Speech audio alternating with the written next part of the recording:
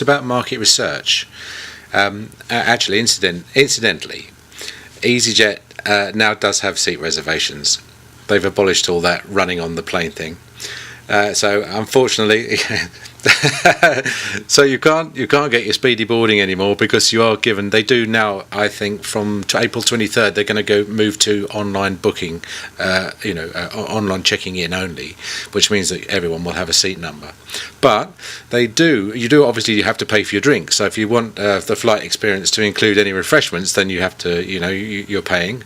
And they even differentiate between the coffee, because you can have the ordinary coffee or the upmarket branded coffee, which is advertised on all the seat backs. Yeah, the Costa coffee.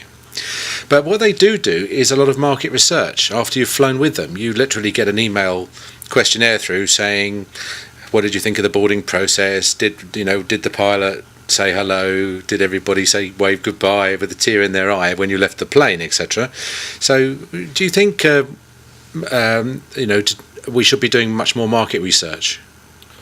Well, there is. When you're saying that, I was thinking about something which is used, and I'm actually working on a project with a big company on this.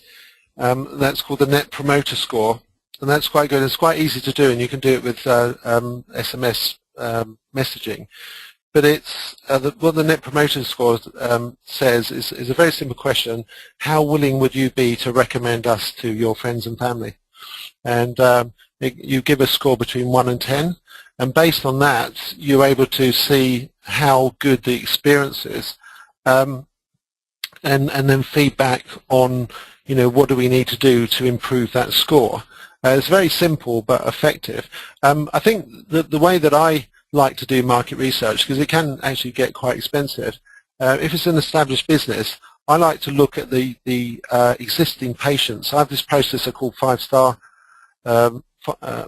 In other industries, I call it 5-star clients. So you call it 5-star patients. And what you do is you list out all of the things that are really important to you. If you think about your different patients that you have, and some of them will be really great, and some of them will be not, a bit troublesome. You might have the patient from hell and that sort of thing. But you list out all the important qualities, and then you pick the top 5, and then you go through your patient list. And then score them so that you can see what type of person is an ideal patient. And the more you understand about the profile of the ideal patient, and then you go on to see what their buying motivations are, then it makes it easier to market to them. Because this thing about buying motivation, if you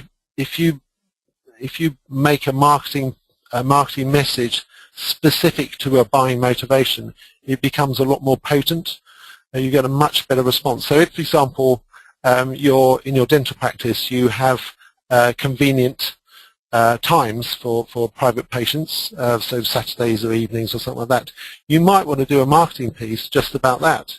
You might want to communicate that to the community, so people that are looking to book, awkward hours, are attracted to you. But it's really, you start with your patients, your existing patients. I think that's excellent, excellent advice. And I know from my own experience in the practice that we had a system whereby I think NHS patients were encouraged, let's put it this way, to book between about 10 o'clock and 3 o'clock. And times before 10 and times after 3 were kept free for people who wanted to come in at short notice. And you can do all this. It's not unethical, in my opinion, to do all this. I think you would need to plan it and do it gradually. If I was a patient and I was used to getting a certain level of service, I would prefer to get a warning that it's going to change rather than it just changing, Oh, yeah, absolutely. That's why I think we can explore this in future webinars, because First of all, there's the issue of patients getting £10 notes for a fiver. I mean, if you've been giving them £10 notes for a fiver for the last 10 or 20 years, then you stop doing that, then of course they're going to get upset. I mean, anyone would, wouldn't they? Now, whether it's reasonable for them to get upset, of course, is another matter. But the other thing is that I think you're entitled to book. I mean, for example, some people keep Saturday mornings for private patients only, and I, in particular, like to see children in the morning. And that was because the children were, once they'd been slung out of school, they were all very fractious, they were exhausted. They'd been thrown out of school because they were exhausted, the teachers were exhausted. And of course, a harassed parent used to bring an exhausted child in to have a filling done about 4 o'clock in the afternoon, by which time I was a bit exhausted as well. And you can imagine, it's a recipe for disaster. So if we were ever doing any sort of conservation on children, I used to ask the parents to bring them along at 10 o'clock in the morning.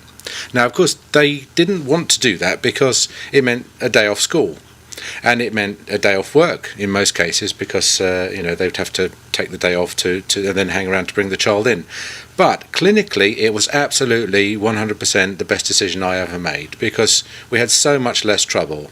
And the children had so much a nicer experience, and they quite like the day off, So I think you have to run your surgery how you think it is going to work best. And if that means insisting that certain patients come in at certain times, or domiciliaries are only done when it's convenient for you and not necessarily when it's convenient for them. I know we're going off track a bit there, but I do think you have the right to run the business in the way that you feel it needs to run.